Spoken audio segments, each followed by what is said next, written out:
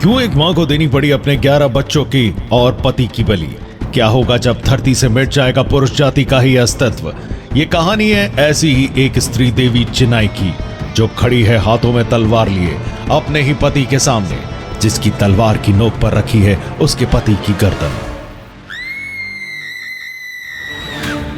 मर्द जात को अब स्त्रियों की जूती के धूल बराबर रहना होगा। अब मैं बदलूंगी इतिहास और दिखाऊंगी समस्त मर्द जात को कि स्त्री ही है असली शासन और पुरुष है सिर्फ एक धूल का कण। ये तुम्हारा क्रोध कह रहा है चिनाई। देखो, हमसे भूल हुई है, मानते हैं, लेकिन हमें समझाने का वक्त दो। समझाने का वक्त नहीं रहा। आज हमारी शादी की पहली रात है और आपने हमें हमारे प्रेम का ये सलाह दिया है। इसका कोई पश्चाताप नहीं है। इसकी सजा सिर्फ मौत है, मौत। तुम हमें मारने की धमकी दे रहे हो चिनाई, जबकि इसमें हमारा दोष नहीं है चिनाई। हमारे पिता ने और यहाँ तक कि तुम्हारे पिता ने भी हमें मजबूर किया था तुमसे छुपा कर रखने के लिए। अगर ये सब छुपा कर रखना ही था तो फिर हमारे भीतर प्रेम का बीज बोया ही क्यों? चिनाई, ये क्या कर रही हो? तुम होश में तो हो? मत भूलो हम इस राज्य के महाराज हैं और तुम हमारी पत्नी। आखिर ऐसा क्या राज था जो दक्ष ने चिनाई से छिपाया था? अपनी शादी की पहली रात को चिनाई ने क्या देख लिया था? क्या चिनाई के प्रेम से बढ़कर होगा उसका क्रोध? लेकिन कहते हैं ना कि प्रेम जितना गहरा होता है उतनी ही अधिक नफरत में भी बदल सकता है। और चिनाई ने तो बचपन से ही सिर्फ और सिर्फ दक्ष को ही अपने हमसफर की नजर से देखा था। पूर्णिमा, तुमने हमारे गुड्डे को मिट्टी में कैसे गिरा दिया? चिनाई, मिट्टी में गिर गया तो साफ कर ले उसे। पूर्णिमा, ये सिर्फ हमारा गुड्डा नहीं है, हम इसको हमारा राजकुमार दक्ष समझते हैं और तुमने इसे गंदा कर दिया। अरे चिनाई, इतना भी क्रोध ना करो हमारे ऊपर, क्या फर्क पड़ता है? लो, हम तो तुम्हारे लिए गुड्डे के थप्पड़ भी मार सकते हैं, मार के दिखाएं। अचानक ही चिनाई का स्वभाव बदल जाता है और उसकी आवाज एक चुड़ैल के समान निकलने लगती है। हे, तूने मेरे गुड्डे को मेरे दक्ष को मारा, मार दूंगी तुझे। चिनाई, हमें सांस नहीं आ रही, छोड़ो। मरेगी, तू मरेगी। और फिर अगली सुबह पूर्णिमा की लाश एक तालाब में मिली। सभी ने इसे एक हादसा समझकर चिनाई पर शक नहीं किया। आखिर ऐसी कौन सी काली शक्ति थी जो चिनाई के भीतर आया करती थी, और उस काली शक्ति का मकसद क्या था? 10 साल की आयु से ही चिनाई के पिता ने उन्हें बता दिया था कि उसका विवाह राजकुमार दक्ष से करवाया जाएगा। तभी से चिनाई के भीतर प्रेम का ऐसा बीज पैदा हो गया था जिसका अंजाम शायद ये पूरा राज्य भुगतने वाला था। चिनाई, तलवार म्यान में रखो, हम सब ठीक कर देंगे। हमारा वादा है तुमसे। ये वादा तो तुमने हमसे भी जीवन भर साथ निभाने का किया था, लेकिन आज पहली रात ही तुम यहाँ किसी के साथ ऐसी हरकत। छी! चिनाई, ईश्वर ने हमें ऐसा बनाया तो हमारा क्या दोष? और हमारे प्रेम के संसार को तुमने उजाड़ दिया, उसमें हमारा क्या दोष है? और सजा तो हमें मिल रही है ना। महाराज दक्ष चिनाई के गुस्से को शांत करने का हर संभव प्रयास कर रहे थे, लेकिन चिनाई थी कि बिल्कुल शांत होने का नाम नहीं ले रही थी। चिनाई बचपन से ही बड़ी जिद्दी स्वभाव की थी। अपनी बात पर अड़े रहना तो उसकी सबसे बड़ी खूबी थी। एक बार जब दक्ष अपने पिता के साथ उनके राज्य का दौरा करने आए थे तो वो दक्ष से भी एक बात को लेकर बहुत रूठ गई थी। तुम्हें सजा देना है तो हमें दे दो चिनाई, पर इस तरह हमसे मुंह फेर कर मत बैठो, बोलो हमसे। चिनाई, सांझ में हम वापस लौट जाएंगे, बोलो ना। नहीं, तुमने वादा किया था कि तुम ये होली हमारे साथ मनाओगे, फिर आए नहीं तो अब क्यों आए हो? पिताश्री को युद्ध के हथियार लेने दूसरे राज्य जाना पड़ा था। हमारे राज्य पर कभी भी हमला हो सकता है, इसीलिए पिताश्री आपके पिता से भी मदद मांगने आए हैं। तो बताओ, फिर हम कैसे आ पाते? हमारे रंग तो बेरंग हो गए ना। तुम्हारे इंतजार में हमने इस बार होली नहीं खेली। हमने ढेर सारा लाल रंग रखा था, हमारे प्रेम का रंग। हम चाहते थे सबसे पहले तुम्हें रंग लगाना, और तुम होगी आए भी नहीं और हमारे बिना होली भी खेल लिए। माफ करो हमें, हमारी गलती नहीं थी। नहीं, चले जाओ यहाँ से।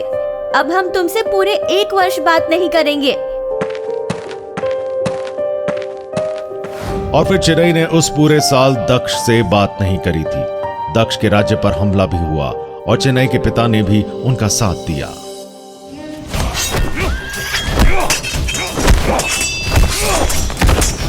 और फिर दक्ष के पिता और चेन्नई के पिता राजनीतिक संबंध बढ़ाने में सबसे बड़ा विकल्प चिनई और दक्ष का था।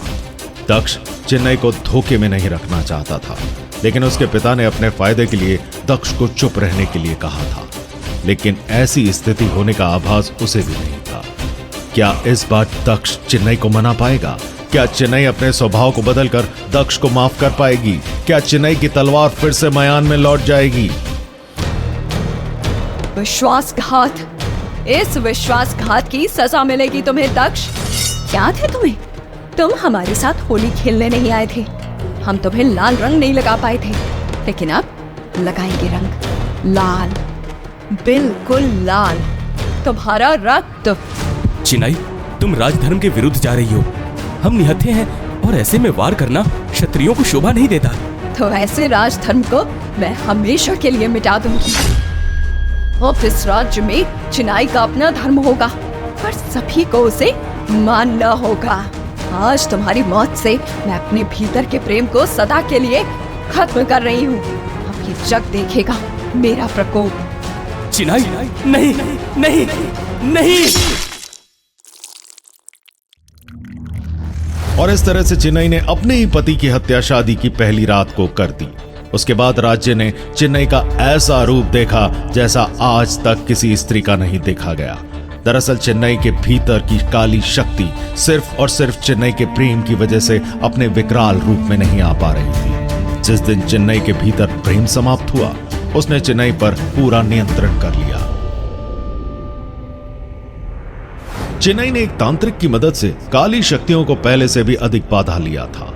अब उसकी उम्र सिर्फ 18 साल में ही रुक गई थी, लेकिन उसे अमर होना था, जिसके लिए उसे अंधेरे के स्वामी का आदेश था कि जब तक वो पुरुषों की बलि देती रहेगी तब तक वो अमर बनी रहेगी। चिनई, हमें छोड़ दो, मेरे छोटे छोटे बच्चे, रहम करो चिनई।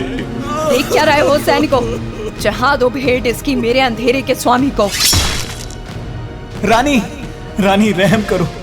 मेरे विवाह को कुछ ही दिन हुए हैं। मेरी पत्नी को विधवा ना करो। रहम करो रानी, रहम करो।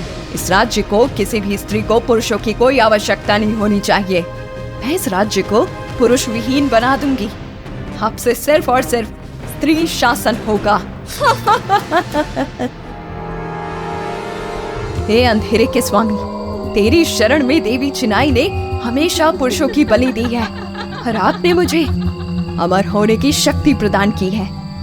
लेकिन मुझे सिर्फ अमर नहीं होना स्वामी, मुझे शक्तिशाली होना है। ऐसी शक्तियां कि बड़ा सा बड़ा योद्धा भी मेरा सामना न कर सके। इसके लिए तुम्हें अपने बच्चों की बलि देनी होगी चिनाई। मेरे आशीर्वाद से तुम्हें बिना पुरुष से संपर्क हुए बच्चों की प्राप्ति हो जाएगी। बोलो, क्या तुम उनकी बलि दे पाओगी? क्या चिनई एक मां की ममता से भी ऊपर अपनी शक्तियों को रखेगी? क्या चिनई के भीतर स्त्री गुण भी समाप्त हो गया था? हाँ, उसने 1 नहीं, 2 नहीं, 3 नहीं, पूरे 11 बच्चों की बलि दे दी और बन गई सबसे शक्तिशाली देवी चिनई। राज्य में लोग उसे देवी के नाम से बुलाने लगे और सांझ ढलते ही पुरुषों का घर से बाहर निकलना बंद हो गया था और चिनई अपने ही अभिमान में चूर होकर गरजते बादलों को भी चुनौती दे रही थी। ऐ गरजने वाले बादलों, चिनाई के सामने अपनी गर्जना शांत रखो। क्या तुम्हें पता नहीं कि चिनाई चाहे तो पल भर में तुम्हें समाप्त कर सकती है। तभी बादलों को चीरते हुए आसमान से एक आवाज सुनाई देती है। चिनाई, तुम्हारे अभिमान का अंत अब नजदीक आ गया है। पिछले 800 साल से भूलोक ने तुम्हारा विनाश देखा है, किंतु अब वो आने वाला है जो तुम्हारा भी काल बनेगा। असंभव, ये नहीं हो सकता। मुझे भ्रमित मत करो समय देवता। भ्रमित तो तुम अपनी शक्तियों के अभिमान में हो चुकी हो। 800 साल से एक एक दिन उसने इंतजार किया है तुम्हें मारने का, लेकिन अब उसका इंतजार पूरा हुआ। वो जल्द ही तुम्हारे सामने होगा और तुम्हारा इस भूलोक से अस्तित्व ही मिटा देगा। कौन है जिसने अपने काल को चुनौती दी है? कौन है जिसे मृत्यु से भय नहीं है? कौन है जिसकी सांसें रुकने वाली है? फिर है कौन वो? दक्ष। चेन्नई के हाथों दक्ष की मौत होने के बाद कैसे संभव होगा दक्ष का चेन्नई से बदला लेना? क्या ये कोई भविष्यवाणी थी या चेन्नई के खिलाफ कोई मायावी साजिश? क्या ये 800 साल पहले मारे जा चुके दक्ष के पुनर्जन्म का कोई संकेत था? क्या होगा इस प्रेम और नफरत की जंग का अंजाम? जानने के लिए सुनिए पॉकेट एफएम का शो द न्यू अवतार।